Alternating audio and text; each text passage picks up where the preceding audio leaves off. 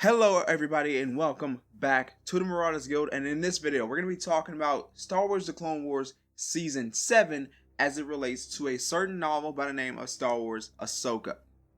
Now if you don't know, Season 7 actually heavily retconned some of the things that went down in the Ahsoka novel. Now the reason I'm making this video is because I know there may be some new Star Wars fans out there who are looking to get some fresh Ahsoka Tano content following the end of Season 7, and upon you doing so, you might have come across Star Wars Ahsoka. And before you do that, I want to make sure that you know you're going to be reading something that's going to really vasten your knowledge about the character of Ahsoka Tano, because she is one of the better characters that have not been featured in a live action film, and really one of the best characters in Star Wars overall. So I'm really doing this to help the new fans, but also any old fans who may be asking the same question. We're going to be covering this and seeing, is the Ahsoka novel still worth the read?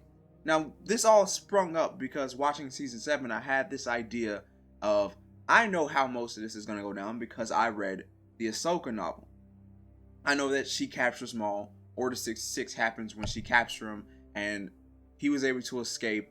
She faked her death along with Rex, so on and so forth.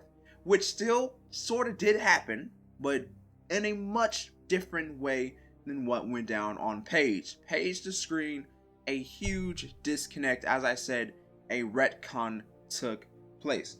Now in the novel, one of the first major changes you'll notice is the fact that Ahsoka and Maul don't have their final confrontation in the throne room on Mandalore. They actually fight in a random plaza on the world. Now war is still breaking out. Ahsoka is still there with the 332nd Legion. Maul is still there with his Shadow Collective, what was left of the Death Watch that he turned into his own personal forces. That's all still the same. But what went down, dialogue is different. Maul's personality is far different. When you read the preface, is what I like to call it, of this Ahsoka novel during that Mandalore duel, his demeanor, his tone is far more different than what you see in Clone Wars. In Clone Wars, he is dead set on trying to prepare for the fall of the Republic, rise of the Empire, getting everything together. He was going to have Ahsoka team up with him to take on Anakin to try to eliminate the possibility of Darth Vader rising. Obviously that did not come to fruition, so his next idea, as we see, fall back on his Shadow Collective when he does just that by the time we see him in Solo. In this novel, that doesn't seem to be anything. He knows about Anakin, and it seems as though the Jesse thing didn't happen. And he teases Ahsoka about her relationship with Anakin, even saying that her master threw her aside, and it's something that he keeps referencing over and over during this fight. He even says, quote, "It was so nice of your former masters to send you out alone and spare me the exertion of a proper fight." I mean, he still has that bit of overconfidence, but in these pages, it is overconfidence on an entirely new level. It's something that was his downfall. And I also want to talk about just how the fight went down, if you can really call it that. The way it went down is Ahsoka and Maul are waiting. Maul is approaching Ahsoka step for step, and Ahsoka is stepping back step for step. When they do eventually clash blades, Ahsoka yells out, "Now!" She jumps out of the way, and ray shields are launched around Maul, capturing him in that moment. There was no grand fight like we did see in Star Wars Clone Wars Season 7.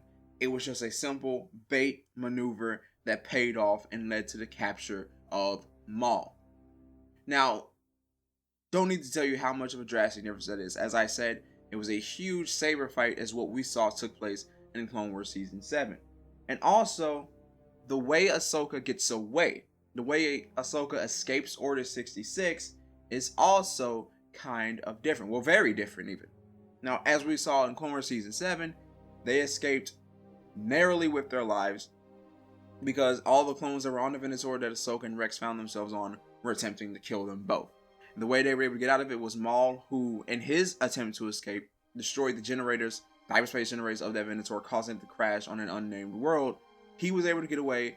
Venator crashed. Ahsoka and Rex barely escape it. So all the clones that were on board did not and perished in the explosion, while they faked their deaths along with these clones and left.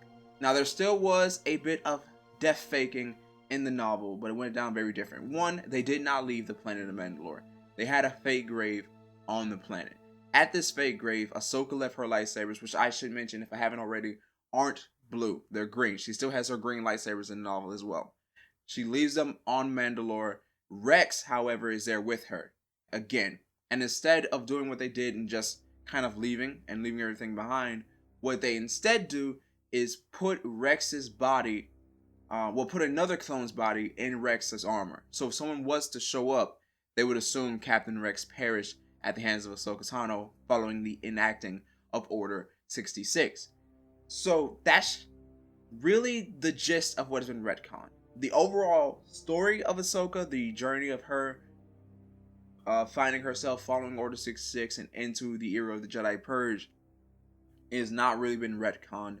There's nothing that really has changed it. I mean, obviously some of the things she might say referencing the Battle of Mandalore could be a bit different, but the overall story of the novel is not, I want to say, destroyed or contaminated, I guess is another word to put it. So that leaves the question, is it worth the read because of the retconning of Season 7? That question is, and I don't really know. Obviously the stuff about Mandalore is contaminated. That has been thrown out of the book because now we know how it went down with Season 7. But the overall story of Ahsoka getting her white lightsabers, we still know that is still canon. But is the overall arching tale of the Ahsoka novel still canon? That's something that remains to get seen. I'm kind of hoping that they do elaborate on this in the future so we know the state of this novel. What can we hold true to be Star Wars canon and what can we kind of eliminate now? As I said, Season 7, lots of retconning. But I want to know about this from you. If you know about the retconning done to the Ahsoka novel, what do you think about it? Do you think the overall arching story of this novel is true, or is it time for it to be moved to Legends now? I would love to know your opinions about that in the comment section below. And also tell me, what did you think about Season 7 of Star Wars The Clone Wars? I know I have my opinions. I'm debating doing a review video of the entire season in the near future, so keep it out if I do that. And also, if you enjoyed this video, be sure to press that like button and subscribe to get more content just like this. Ring the bell to get notified about any upload in the future. And until the next time, may the force of others be with you.